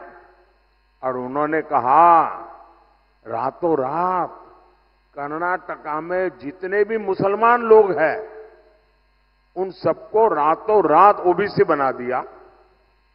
एक ऑर्डर निकाल दिया, मुख्यमंत्री ने थप्पा मार दिया। अब हुआ क्या, जो ओबीसी को आरक्षण मिलता है उसका सबसे बड़ा हिस्सा ये रातों रात ओबीसी बन गए, उन्होंने लूट लिया। अब बताइए, ये वो आदिवासियों के लिए करना चाहते हैं, वो दलितों के लिए करना चाहते हैं, और ये कर्नाटका का मॉडल पूरे देश में लागू करना चाहती है। एससी, एसटी, ओबीसी का आरक्षण खत्म करने के लिए। और मैं गंभीरता से कह रहा हूं, ये महाअघाड़ी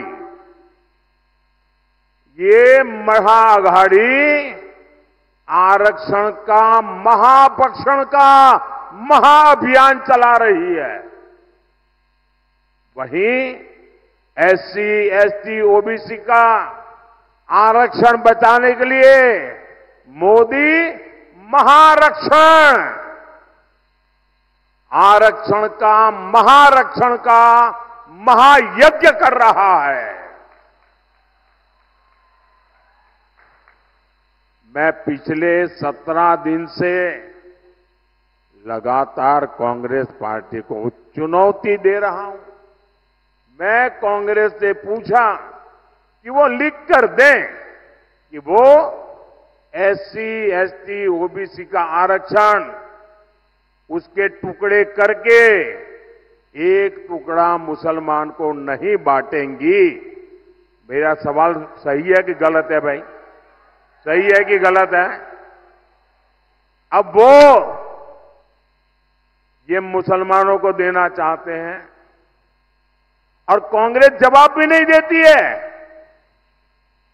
सच बोलो ना भाई कि हम नहीं देंगे। इसका मतलब ये इनका हिडन एजेंडा है, आपका हक लूटने का खेल है भाई। मेरे इस चैलेंज पर कांग्रेस की चुप्पी थी, यानी दाल में काला है। ये चाहे जितनी भी कोशिश कर लें, देश विरोधी ताकतों के साथ मिलकर कितना ही झूठ फैला ले, आपके पास मोदी का भरोसा है, आपके पास मोदी की गारंटी है। और आप लिख के रखिए, मोदी जब तक जिंदा है, मोदी जब तक जिंदा है, एससी, एसटी, ओबीसी में से आरक्षण का रत्ती भर भी हिस्सा मैं किसी भी धर्म के आधार पर नहीं देने दूंगा। कोई उसको हाथ नहीं लगा सकता है। और देशवासी, मैं बड़े जिम्मेवारी के साथ कहना चाहता हूं और दायित्व के साथ कहना चाहता हूं, वंचित का जो अधिकार है, चाहे एससी हो, एसटी हो, ओबीसी हो, वंचित का जो अधिकार है, मोदी उसका चौकीदार है।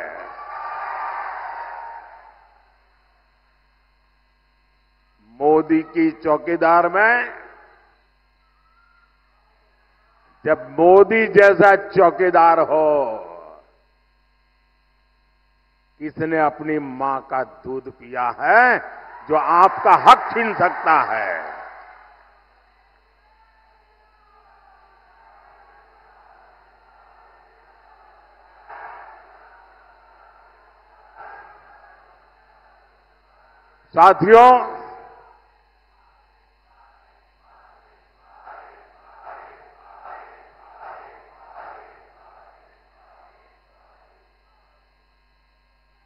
साथियों, हम तो माता शबरी की पूजा करने वाले लोग हैं,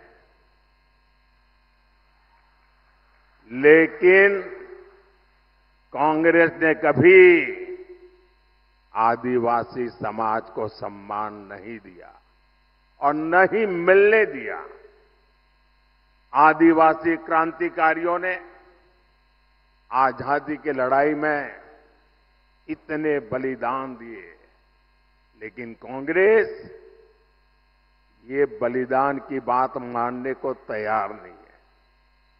आजादी की लड़ाई का पूरा श्रेय कांग्रेस केवल एक परिवार को ही देती रही है। ये भाजपा है जो देश भर में आदिवासी स्वतंत्रता सेनानियों पर म्यूजियम बनवा रही है, ताकि आने वाली पीढ़ियों को पता चले कि हमारे पूर्वज आदिवासियों ने देश के लिए कितने बड़े बलिदान दिए थे।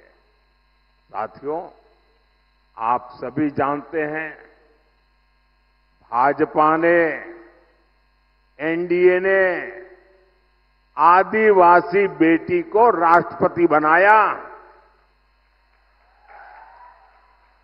और पहली बार ऐसा हुआ। लेकिन आपको याद रहना चाहिए, वो कौन लोग थे जिन्होंने आदिवासी बेटी द्रौपदी मुर्मू जी को राष्ट्रपति का चुनाव हराने के लिए रात दिन एक कर लिए थे। वो कौन थे? ये कांग्रेस वाले थे, जिन्होंने एक आदिवासी बेटी को राष्ट्रपति बनने से रोकने के लिए रात दिन एक किया था। और कांग्रेस पार्टी ने ऐसा क्यों किया? और इसकी एक वजह अभी 2-3 दिन पहले ही खुली है। कांग्रेस के जो शाहजादे हैं ना, उनके गुरु अमेरिका में रहते हैं। ये कांग्रेस के शाहजादे के एक गुरु अमेरिका में रहते हैं। उन्होंने भारत के लोगों पर रंग भेदी टिप्पणी की है। रंग के आधार पर भेद, ऐसा गंभीर आरोप लगाया है। अरे जिनका रंग भगवान कृष्ण जैसा होता है, कांग्रेस उन्हें अफ्रीकन मानती है। और इसलिए द्रौपदी मुर्मू जी राष्ट्रपति बने, उन्हें ये मंजूर ही नहीं था। आप लोग बताइए, यहां जो भगवान कृष्ण के रंग वाले हैं, क्या वो सब अफ्रीकन है क्या? क्या ये अपमान है कि नहीं है? क्या आदिवासी समाज का अपमान, इसका बदला लेने के लिए ये रंगी की बातें कर रहे हो? साथियों, कांग्रेस पार्टी का एजेंडा कितना खतरनाक है, ये शहजादे के गुरु ने इसका भी खुलासा किया है। ये शहजादे के गुरु ने अमेरिका से कहा है कि राम मंदिर का निर्माण और रामनवमी का उत्सव ये आइडिया ऑफ इंडिया के खिलाफ है, भारत के विचार के खिलाफ है। उन्होंने यहां तक कह दिया मोदी मंदिर जाता है वो भी उनके पेट में चूहे दौड़ने लग जाते हैं। कांग्रेस मेरा मंदिर जाना भी भारत विरोधी है। बताइए भाई, क्या मंदिर जाना ये देशद्रोह है क्या? जरा आप बताइए, देशद्रोह है क्या? क्या ये भारत विरोधी काम है क्या? आप कल्पना कर सकते हैं? आप कांग्रेस की मानसिकता देखिए। ये राम के देश में राम मंदिर को देश विरोधी बता रहे हैं। ये तुष्टीकरण के लिए सरकारी इफ्तारी करने वाले लोग, ये आतंकवादियों की कब्रों को संवारने वाले लोग, ये हम सबके प्रभु राम और जिनका राम मंदिर जहां हम जाते हैं उस राम मंदिर जाने को देश विरोधी बता रहे हैं। मेरे भाई बहन, हम तो माता सबरी के पुजारी हैं। ये इंडी गठबंधन हमला ये मोदी पर नहीं, 140 करोड़ देशवासियों की आस्था पर है। ये हमला आप पर है, ये मेरे देश के आदिवासियों पर हमला है। कांग्रेस पार्टी देश से हिंदू आस्था को मिटाने का षड्यंत्र कर रही है। साथियों, प्रभु श्री राम जीवन के उच्चतम आदर्शों, महानतम गुणों और सुंदरतम मूल्यों के महासंगम है। भारत के अस्तित्व का आधार राम से है और भारत के भविष्य का प्रेरणा पुंज भी प्रभु श्री राम है।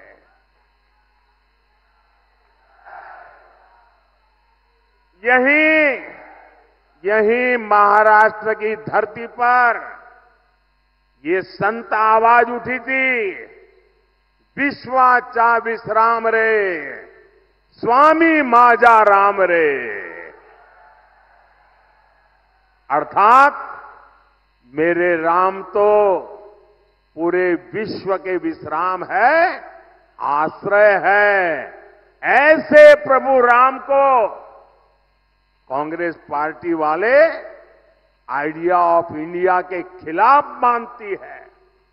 भगवान श्री राम की सीख है, परहित सरीस, धर्म नहीं भाई, पर पीड़ा सम नहीं अधमाई। अर्थात दूसरों की सेवा से, परोपकार से बढ़कर कोई धर्म नहीं है और किसी को पीड़ा देना ही सबसे बड़ा पाप है। ऐसे प्रभु राम को शहजादे, उनके गुरु और Congress party India idea of India के खिलाफ मानती है। हमारे राम कहते हैं, कोमल चित दिनह पर दाया, मन वच क्रम ममा भगति अमाया। अर्थात जो दीन दुखियों की पीड़ा को जानता है, महसूस करता है वही मेरा भक्त है। ऐसे प्रभु राम को कांग्रेस आइडिया ऑफ इंडिया के खिलाफ मानती है और ये भगवान राम की ही शिक्षा है। धर्मुनु दुसुर धर्मो न दुसर सत्य समाना आगम निगम पुराण बखाना। अर्थात सत्य से बढ़कर कोई धर्म नहीं है। ऐसे प्रभु राम को कांग्रेस आइडिया ऑफ इंडिया के खिलाफ मानती है। ये राम ही है, ये राम ही है जो सभी दुखियों को, वंचितों को गले लगाकर अपने पास बैठाते हैं। सहज सहज स्नेह विवश रघुराई, सहज स्नेह विवश रघुराई, पूछी कुशल निकट बैठाई। ऐसे प्रभु राम को कांग्रेस आइडिया ऑफ इंडिया के खिलाफ मानती है। हमारे राम जनजातीय समाज से कैसे मिलते हैं? हमारे राम जनजातीय समाज को मिलते हैं पूर्जन करी जो हारूगर आए। अर्थात राम आदिवासियों का, उनकी संस्कृति का सम्मान करते हैं, उनसे जोहार करके मिलते हैं। ऐसे प्रभु राम को कांग्रेस आइडिया ऑफ इंडिया के खिलाफ मानती है। हमारे प्रभु श्री राम ने हमें सिखाया है और ये जो लोग देश छोड़ करके भाग गए हैं वो जरा कान खोल के सुन ले। हमारे प्रभु राम ने सिखाया है, अपि स्वर्णमयी लंका न में लक्ष्मण रोचते, जननी जन्म भूमिश्च स्वर्गादपि गरीयसी। अर्थात हमारी मातृभूमि स्वर्ग से भी बढ़कर है। यानी राष्ट्र प्रथम, नेशन फर्स्ट। ऐसे प्रभु राम को कांग्रेस आइडिया ऑफ इंडिया के खिलाफ मानती है। साथियों, ये लोग इतने अहंकार से भरे हुए हैं कि गरीब इनके लिए कोई मायने नहीं रखता। ये लोग सत्ता में रहते हैं तो गरीब को दुत्कारते हैं, उसे तरसा तरसा कर रखते हैं। आज एक गरीब का बेटा आपका सेवक बनकर के प्रधानमंत्री पद से ये जब काम कर रहा है तो एक गरीब विरोधी मानसिकता वाले, शाही परिवार की मानसिकता वाले इसे बर्दाश्त नहीं कर पा रहे हैं। और ये नकली शिवसेना वालों की गरीब से कितनी नफरत है ये इन्होंने फिर बताया है। ये नकली शिवसेना वाले मुझे जिंदा गाड़ने की बात कर रहे हैं। एक तरफ कांग्रेस है जो कहती है मोदी तेरी कब्र खुद देगी, और दूसरी तरफ ये नकली शिवसेना है जो मुझे जिंदा गाड़ने की बात करती है और मुझे गाली देते हुए भी ये लोग तुष्टीकरण का पूरा ध्यान रखते हैं। मोदी की कब्र खुदेगी, मोदी को जिंदा गाड़ देंगे, और इसमें भी अपने वोट बैंक को पसंद आए वही गाली दागोगे क्या? साथियों, मुझे कई बार ये सोचकर दुख होता है कि बाला साहब ठाकरे को कितना दुख होता होगा। मैंने बाला साहब को निकट से देखा है, उनके मन को, दिल को छू करके मैंने देखा है। अब तो ये नकली शिवसेना वाले बम धमाके के दोषी को भी अपने साथ प्रचार में ले जाने लगे हैं।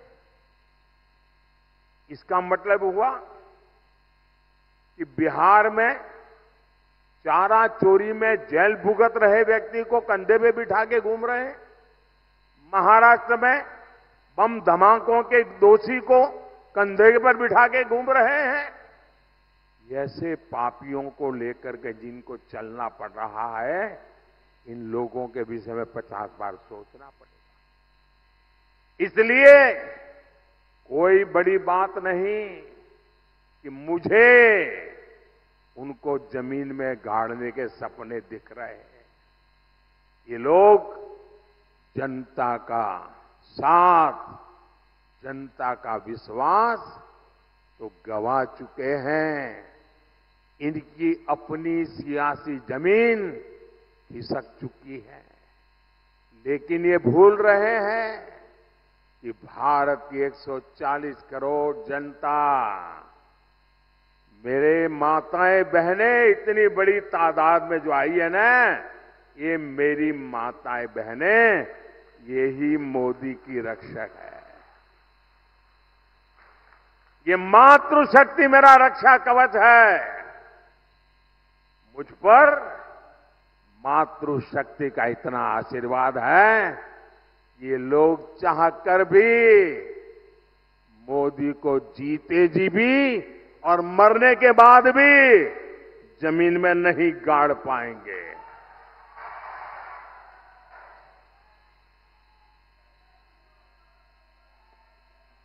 साथियों, महाराष्ट्र के एक दिग्गज नेता 40-50 साल से वो ऐसे ही कुकरी मारते रहते हैं। बारामती के चुनाव के बाद वो इतने चिंतित है कि उन्होंने एक बयान दिया है। और ये बयान उन्होंने, मैं पक्का मानता हूं कि काफी लोगों से विचार विमर्श करके ही दिया होगा। वो इतने हताश और निराश हो गए हैं कि उनको लगता है कि अगर 4 जून के बाद सार्वजनिक जीवन में, राजनीतिक जीवन में अगर टिक के रहना है तो छोटे छोटे राजनीतिक दलों को कांग्रेस में मर्ज हो जाना चाहिए। इसका मतलब ये जो नकली एनसीपी है और ये नकली शिवसेना है, उन्होंने कांग्रेस में मर्जर करने का मन बना लिया है। अब आपको मैं बताता हूं, जब 4 जून के बाद कांग्रेस में जाकर के मरने के बजाय अरे सीना तान करके हमारे अजीत दादा के साथ और शिंदे जी के साथ आओ, बड़े शान से सपने पूरे हो जाएंगे। भाइयों बहनों, 13 मई को कांग्रेस और इंडी अघाड़ी को आपका वोट ही जवाब देगा। नंदुरबार से हमारी बेटी हिना गावित जी आपकी सुख दुख की साथी है। और आप जानते हैं ना, हिना मेरी कितनी मदद करती है। पार्लियामेंट में आपने देखा होगा, ये छोटी बेटी है लेकिन पार्लियामेंट में विपक्ष वालों के छक्के छुड़ा देती है। आप उन्हें ज्यादा से ज्यादा वोट देकर बहुत बड़ी जीत दिलाइए। और मेरा इसके लिए आग्रह है, मतदान ज्यादा होना चाहिए। भाई करोगे? पहले मतदान फिर जलपान, मंजूर है? अच्छा, मेरा एक काम करोगे, जरा हाथ ऊपर करके कहिए। माताएं बहनें बताइए, मेरा एक काम करोगे? जरा हाथ ऊपर करके बताइए, मेरा एक काम करोगे? देखिए, घर घर जाना और लोगों को कहना कि अपने मोदी जी आए थे और मोदी जी ने आपको प्रणाम भेजा है। मेरा प्रणाम पहुंचा देंगे, हर परिवार में मेरा प्रणाम पहुंचा देंगे। बोलिए भारत माता की, भारत माता की, भारत माता की। बहुत बहुत धन्यवाद।